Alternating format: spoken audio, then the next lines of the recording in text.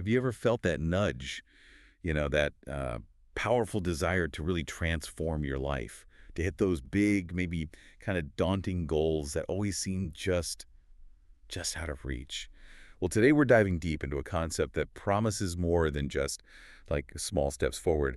We're talking about a quantum leap, Exactly. A massive fast surge in your life. and it involves totally rethinking how you see failure and maybe even strategically engineering your own luck. Sounds pretty wild, right? It does, but there's a lot to it.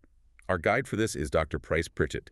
He's a renowned expert in fast growth breakthrough strategies. We're pulling insights straight from his interview on the Lewis Howes YouTube channel and also weaving in stuff from his books like U Squared, The Quantum Leap Strategy, and Lucky You. Really influential work. Definitely. So our mission for you listening in is to pull out the actionable insights, the surprising facts from Dr. Pritchett's wisdom. We want to give you a kind of roadmap, to unlock your potential and really go after those heart goals, the ones that genuinely excite you. Get that fire going. Exactly. So we often aim for steady progress, manageable stuff. But Dr. Pritchett says, think bigger, this quantum leap idea. What exactly is it? How's it different from just setting like normal incremental goals? That's a great question, and it's a key distinction. A quantum leap, the way Dr. Pritchett defines it, it's absolutely not about slow, gradual change. It's about massive, fast growth. Think of it like skipping rungs on the achievement ladder. Oh, it is skipping right. Yeah, and this kind of goal, this aiming point, he says it should scare you. It needs to be an epic goal, something that ignites that fire in your heart. And that's crucial. It has to be your heart goal, not something you feel you should do or ought to do because, society or your boss expects it. Right, not an external pressure thing. Exactly. And this actually lines up really well with William James, the father of American psychology. He had these 3 powerful rules for transforming your life. First, begin immediately. Don't wait around. Just jump in. Jump right in. Second, do it flamboyantly, which sounds dramatic, but it means do it big. Like burn your bridges, go all in, no half measures. All in, wow. And third, no exceptions. Absolutely no excuses. Once you commit, you commit. It sounds simple, but probably isn't in practice. Well, that's the thing. Dr. Pritchett points out this huge psychological barrier. Lots of people, even like top executives, they want to make that quantum leap. They get the idea, but they won't give themselves permission. Permission again. Yeah. It often boils down to just being risk averse or maybe not truly believing in their own potential. And the result, they leave so much opportunity, so much potential just on the table, untouched. That idea of permission is really sticking with me. It feels like a massive first step. But okay, say you do give yourself permission. What are the practical mistakes people then make? The traps Dr. Pritchett warns about. Right.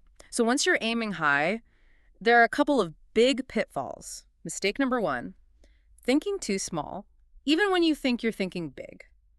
People frame it as, what will the world allow me to do? Instead of asking, okay, what do I really want to do? What am I willing to commit to make happen? So it's an internal limit they're setting. Exactly. It's like self-censorship before you even start.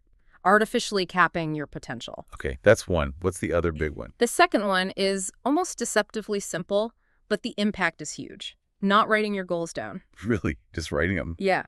There's research by a psychologist, Gail Matthews. She found that the simple act, just physically writing down your goal, it increased the chances of succeeding with that goal by 43%. 43%? Wow. It's staggering, isn't it? It just makes it so much more real, takes it out of your head, makes it tangible. Like putting something on your to-do list for the day makes you more likely to do it, right? Yeah, absolutely. Same principle, but for your biggest goals. That clarity, that act of commitment, it's powerful. Okay, that's huge for something so simple. And building on that, Yeah. something I think we can all relate to. Yeah. Beyond the thinking small or not writing it down, Dr. Pritchett really hammers home this pervasive fear of failure. Oh, absolutely. It's a massive one. So many people just can't take the punishment of failure. They actively dodge anything that might lead to embarrassment or humiliation or, losing money. The stakes feel too high. Right. And Alfred Adler, a contemporary of Freud, he apparently said, one of your biggest mistakes in life will be that you take too many precautions. Taking too many precautions is the mistake. Yeah, because pursuing a quantum leap, it inherently means stepping into Well, a fog of ambiguity. You're going to face a new set of problems. You're heading into territory you hadn't been before. Mm. It is fundamentally a risky thing. And that risk, that fear, it just paralyzes so many people. Okay, so if failure is pretty much guaranteed, or at least highly likely, when you aim that big, Hmm. how do we like rewire our thinking? How do we shift our philosophy? So Right. failure isn't this crushing defeat, but I don't know, a necessary step. That reframing is everything. When failure equals losing in your mind, you feel defeated, maybe foolish, embarrassed, right? Yeah. But the truth is, failure is part of success. It has to happen. Think about a little kid learning to walk. All right. They fall down again and again and again. Right. They might bump themselves, maybe cry for a second, but they don't feel embarrassed. They don't see it as failure like we adults do. For them, it's just, okay, that didn't work, and they get up and try again.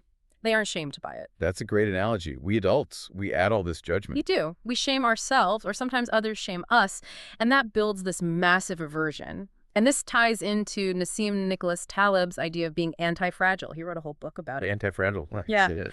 Taleb argues that some things, and he includes us, humans, in this, actually benefit from being punched around a bit, from friction, from setbacks, from failures. He uses this analogy. Imagine sending a fragile box of crystal champagne glasses to Prague.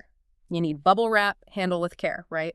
Turbulence is bad. But if you're sending a basketball to Prague, you can toss it around. It's resilient. It bounces back.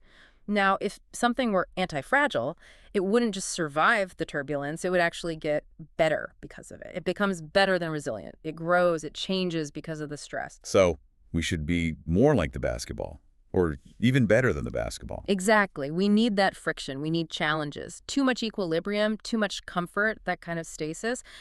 It's actually dangerous. It means you've plateaued, you've stabilized, leveled off, you're playing it safe. And playing it safe is bad for a quantum leap. It's the opposite of a quantum leap. Dr. Pritchett puts it really bluntly. If you're not failing, that's the biggest mistake of all. Wow. That's a powerful thought. Isn't it? It reminds me of that Chinese proverb, failure is the mother of all success. It's baked into wisdom traditions. So here's a little test for you, for anyone listening.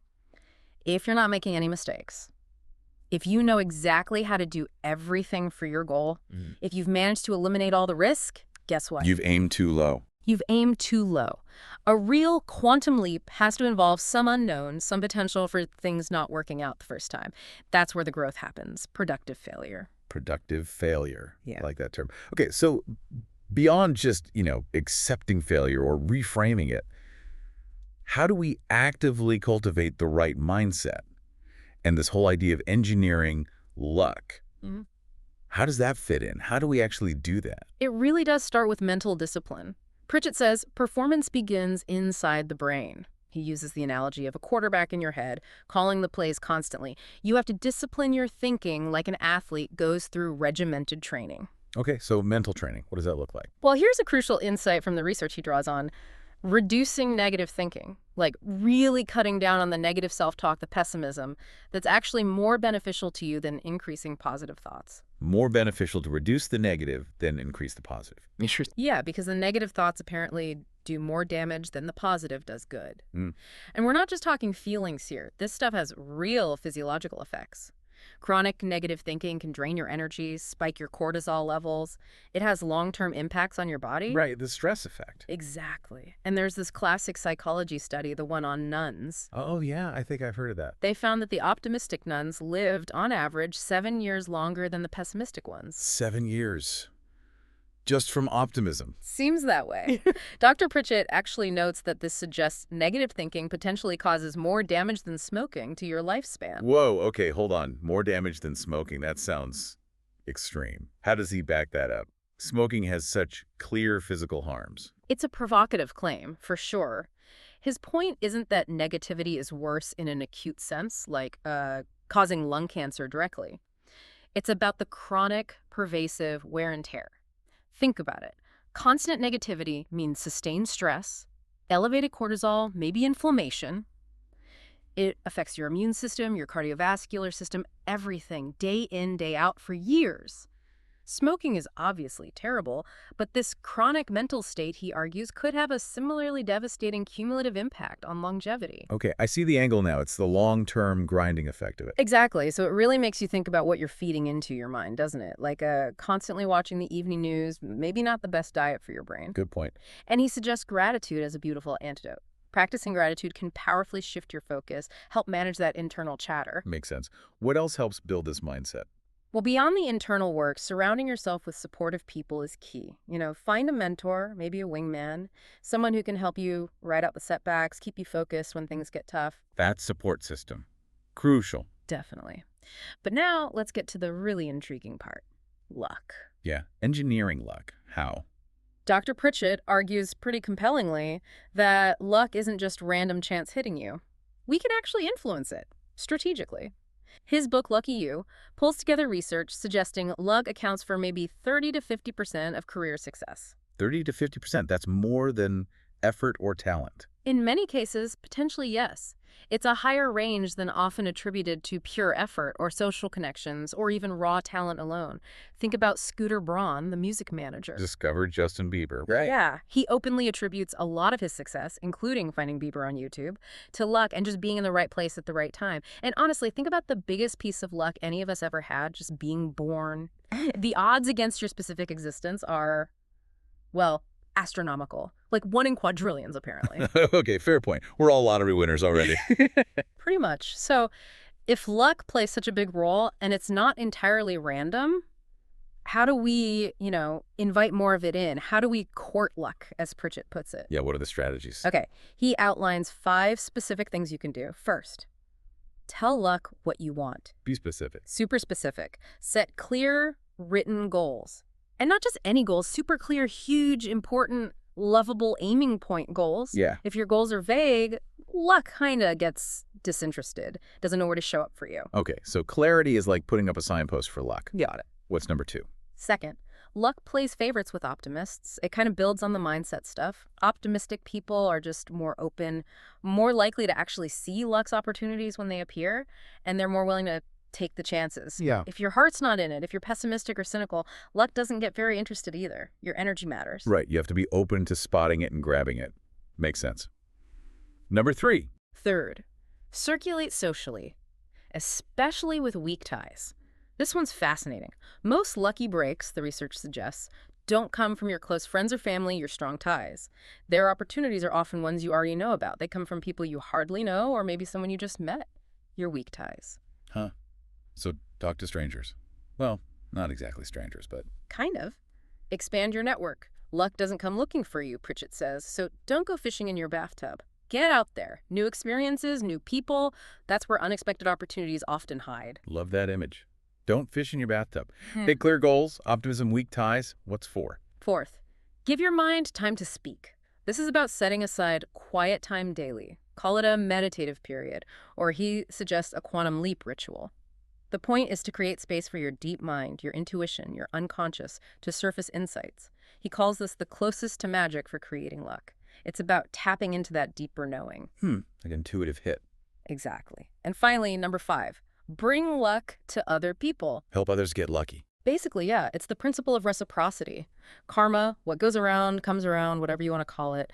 Zig Ziglar had that great quote, something like, if you want to achieve any goal, help everyone else achieve their goals. Giving to others, helping them succeed, it's inherently uplifting. It releases positive chemicals in your brain, makes you feel better, more optimistic, maybe even more willing to take risks yourself. So it benefits you indirectly. Right. But the key is to do it genuinely, without expecting an immediate tit-for-tat return. Even do it anonymously sometimes. It's about fostering that positive energy flow. Okay, that's a really comprehensive set of strategies for luck. It feels much less random now. It makes it feel more like something you can participate in, right? Definitely. So putting this all together, the big goals, embracing failure, the mindset work, courting luck. How do we really tap into our own deep potential? And just as importantly, how do we know when to keep pushing versus when it's actually time to let go? To quit. That's the million-dollar question, isn't it? It starts with truly believing in yourself. Pritchett stresses that self-doubt is the killer of dreams, period. There's this concept from the Navy SEALs, the 40% rule. The 40% Yeah. rule. The idea is that when your mind is telling you you're absolutely done, totally exhausted, can't go another step, you're probably only at about 40% of your actual capacity. Wow. So there's 60% left in the tank. Potentially, yes. It's a powerful reminder that we often quit way, way too soon. We simply don't test ourselves enough. Think about lifting weights. It's the last few reps, the ones where you're really struggling, pushing towards failure. Those are the ones that count for building muscle. You have to push your limits to find out where they really are and to grow. We avoid that discomfort, but that's where the growth is. Precisely. And Pritchett's whole quantum leap framework really boils down to 4 absolutely critical elements. If you get these right, you're focusing on the vital few. First, that super clear, huge, important, lovable aiming point. The goal that stretches you, that matters deeply to you. Right, the heart goal. Second, relentless pursuit. You've got to commit to being the crawler. Just keep going. Stay at it. Treat failures like coaching lessons, not stop signs. Persistence. Third, the necessary mind work.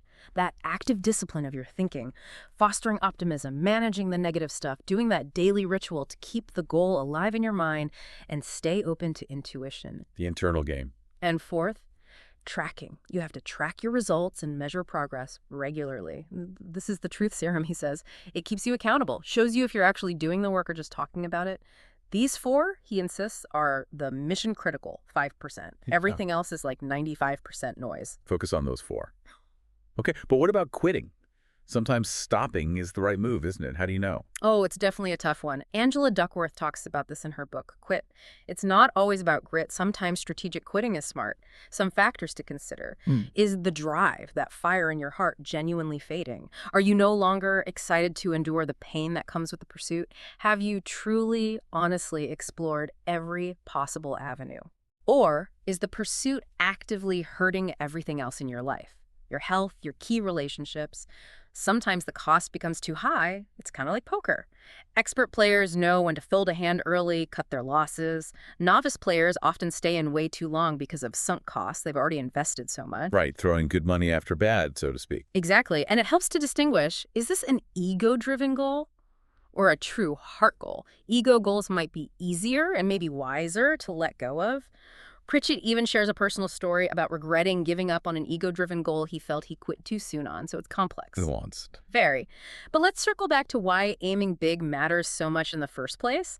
Pritchett says small goals create small energy. They don't inspire much, they don't attract much help or resources, but big goals create energy. They stir your creativity, they excite other people, they attract resources. It's not just that you achieve more, he says, you become more in the process. You go into the goal. Precisely. Adler said goals are teleological. They pull us toward them. And George Land added that your future does every bit as much or more to shape you than your past. Setting those huge goals literally shapes the person you are becoming. Wow. That's a powerful way to think about it. So this has been quite the journey. We've gone from setting huge, heart-stirring goals to rethinking failure, disciplining our minds, even trying to strategically court luck. It really covers a lot of ground. It feels like a really potent roadmap for anyone wanting to make a significant shift in their life. And if you had to boil down Dr. Pritchett's message, maybe from his 6 decades working in human potential, he offers these 3 fundamental pieces of advice for you, for everyone listening. 1, you are the most powerful person in your life. Okay. 2, you have an amazing capacity for change. And 3, you are the solution to your future. You are the solution. Powerful reminders of our own agency. Okay, here's a final thought to leave you with. Dr. Pritchett's own definition of greatness. It was simple. To put myself out there. Didn't play it too safe. So thinking about that, knowing that, hey, no one's getting out of this place alive, error-free, what's one anti-fragile step you could take today? How could you embrace just a little more friction, maybe throw yourself around a bit more in a way that helps you truly grow from the experience? Something to think about.